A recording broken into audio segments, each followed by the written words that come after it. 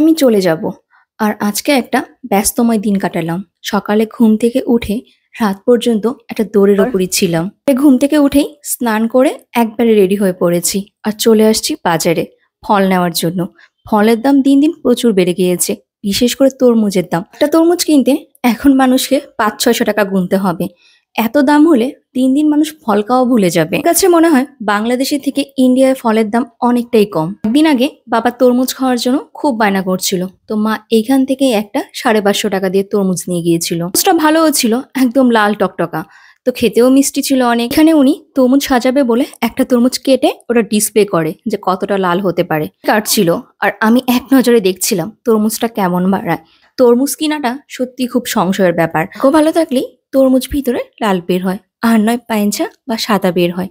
এখন আমার মনে হয় সবাই তরমুজের উপর একটু বয়কট করা উচিত, তাহলেই হয়তোবা তরমুজের দাম হ্রাস পেতে পারে। আবার আমরা যাচ্ছি হলো আমার দাদার বাড়িতে সৌম্যগঞ্জে। আমার দাদার ঘরে একটা লক্ষ্মী আসছে, সেই লক্ষ্মীটাকে দেখতেই যাচ্ছি। বাড়িতে যেয়ে আমার কয়েকদিন থাকার কথা ছিল, যেহেতু হঠাৎ করেই কালকে আমার যাওয়ার ডেট হয়ে গিয়েছে আর পাপি চলে আসবে নিতে, তাই ভাবলাম আর তো হাতে সময় নেই, আজকে যে ১ ঘন্টার জন্য হলো মেয়েটাকে একটু দেখে আসি। সৌম্যগঞ্জে যেতে অনেক সময় লাগতো, আর এখন সৌম্যগঞ্জে মোটামুটি প্রায় ২০ মিনিটের মতোই পৌঁছানো যায়। এটাই হলো ময়মনসিংহ এর সেই ব্রহ্মপুত্র ব্রিজ। ব্রিজের ওই পার হলো সৌম্যগঞ্জ আর এই পার হলো ময়মনসিংহ। চলে আসছি সৌম্যগঞ্জে, আর এসে পাকনা বুড়িটার হাসিটা দেখেই না মনটা ভরে গিয়েছে। আমাকে দেখে খিলখিল করে হাসছিল। পিসি বলে কথা, পিসি বাস্তির মধ্যে তো ভালোবাসা অলওয়েজই থাকে। ইচ্ছা ছিল ওর সাথে কয়েকদিন থাকবো, এইবার তো হলো না, বাট নেক্সট বার এসে সোনাটার সাথে কয়েকটা দিন সত্যিই থেকে যাব। আমাকে দেখে এমন ভাবে হাসছিল, মনে হচ্ছে কি কতই না ও আমাকে চেনে। তো এই তো বাবাও একটু ওকে আদর করছিল। ভগবানের কৃপায় ওর মধ্যে একটুও বিরক্ত নেই। আমি যে ওকে এতক্ষণ কোলে নিয়ে আসছিলাম, ও এক ফোঁটাও কোনো কান্নাকাটি কিচ্ছু না, চুপটি করে কোলের মধ্যে বসেছিল আর আদর খাচ্ছিল। না, আজকে একটা ব্যস্তময় দিন কাটছে। এইখান থেকে আবার আমাকে ৪টার দিকে যেতে হবে বাবার কানের ডাক্তারের কাছে। ময়মনসিংহ আসার পর থেকেই বাবা কানে পোকা ঢুকেছে, কান ব্যথা করছে এই বলে একটু কান্নাকাটি করছিল। তো ওকে ডাক্তার দেখিয়েছিলাম। উনি বলল যে কানে অনেকটা ময়লা হয়েছে, তো কানে আগে ওষুধ দিতে, তারপর ময়লা বের করে দিবে। তো এই তো ওষুধ দেওয়ার মোটামুটি প্রায় ১৫ দিনের মতো হয়ে গিয়েছে।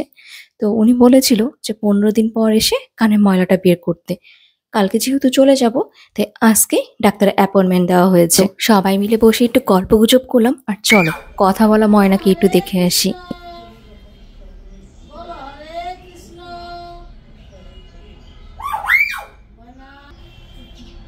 ময়না বলো না, ময়না হরে কৃষ্ণ।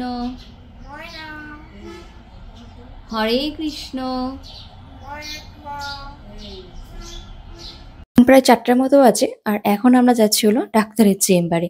যেহেতু এখন রোজার মাস, তো ইফতারের আগে ডাক্তার সব পেশেন্ট দেখে নেয়। তো স্পেশালাইজডেই বাবার হলো কানের ডাক্তার দেখানো হয়েছে। আর এই ডাক্তারের কথা আমার এক দাদাই বলে দিয়েছিল। তো এইখান থেকে আবার আমাকে যেতে হবে একটু সোনার দোকানেও। বাবার রাস্তায় আস্তে আস্তে ঘুমিয়ে পড়েছিল। ঘুমন্ত অবস্থায় থাকলে খুব ভালো হতো, বাট মনে হয় না এতক্ষণও ঘুমিয়ে থাকবে। তারপর বাবার কানের ডাক্তার দেখিয়ে আমরা হলো একটু সোনার দোকানে গিয়েছিলাম। ওখানে কিছু কাজ ছিল, ওই কাজ করে বাড়িতে এসে একটু রেস্ট নিয়েছি। এখন আবার বের হচ্ছি। ঐশী, প্রিয়াঙ্কা, আমি, ঐথি সবাই মিলে একটু রেস্টুরেন্টে যাব। পরশুদিন হলো ঐশীর বার্থডে। তো যেহেতু বার্থডেতে আমি থাকবো না, তার জন্য ওর ইচ্ছা হয়েছে আজকেই রাত্রি ওর বার্থডেটা সেলিব্রেশন করবে। রেস্টুরেন্টে যাবে, খাওয়া দাওয়া করবে, আর একটু সুন্দর সুন্দর ছবি তুলবে। এমনি ময়মনসিংহে রাত ১০টা-১২টা পর্যন্ত রেস্টুরেন্ট খোলা থাকে, কিন্তু যেহেতু এখন রোজার মাস, তাই ১০টার মধ্যেই দেখা যায় সব রেস্টুরেন্ট বন্ধ হয়ে যায় বা খাবার শেষ হয়ে যায়। যার জন্য আমরা ৭:৩০টার দিকে বের হয়ে পড়ছি।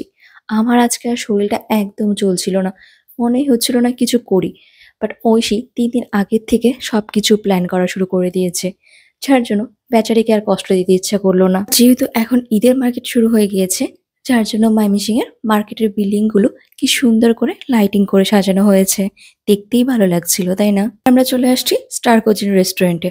আর রেস্টুরেন্টে এসেই ঐশী হলো ছবি তোলায় ব্যস্ত হয়ে গিয়েছে, আর আমি হলো মেনু কার্ড দেখতে ব্যস্ত হয়ে গিয়েছি। আমার আর কিচ্ছু ভালো লাগছিল না। আজকে মনে হয়েছিল যে সারাদিন একটু রেস্ট নিব, বাট আজকে পুরা এতদিনের মধ্যে সব থেকে ব্যস্তময় একটা দিন কাটালাম। সেই যে স্নান করে সকালে শাড়ি পরেছিলাম, সারাদিনে না শাড়ি খুলেছি না ফ্রেশ হয়েছি, কিচ্ছু না। ওইভাবেই সারাটা দিন আমার কেটে গিয়েছে। এবার ময়মনসিং এসে আমি এখন পর্যন্ত নান আর চিকেন গ্রিল খাইনি। তো এইবার আমার এটাই খেতে ইচ্ছে করেছিল। স্পেশাল বাটার গার্লিক নান অর্ডার দিয়েছিলাম আর একটা চিকেন গ্রিল অর্ডার দিয়েছিলাম। বিশ্বাস করো, নান আর গ্রিলটা তো অবভিয়াসলি ভালো ছিল, তার সাথে ওনারা যে মেয়োনিজটা দিয়েছিল ওইটা মনে হয় আরো বেশি ভালো লাগছিল। ঐশী এখানে একটা রাইস প্ল্যাটার অর্ডার দিয়েছিল, ঐথি হলো থাই স্যুপ নিয়েছিল।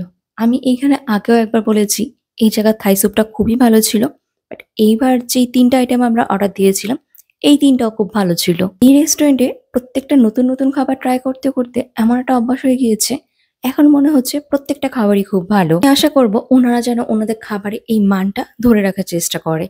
আর এই রেস্টুরেন্টে আরেকটা আসার কারণ হলো এখানে ফ্রন্টেই তোমার ফটো সেশনের কিছু প্লেস আছে, তো সবাই এখানে ছবি তুলে অনেক আনন্দ পায়, যার জন্য আমরা এখানে এসেছি। এদিকে দেখো আমার ছেলে নিজেই ব্লগিং করা শুরু করে দিয়েছে।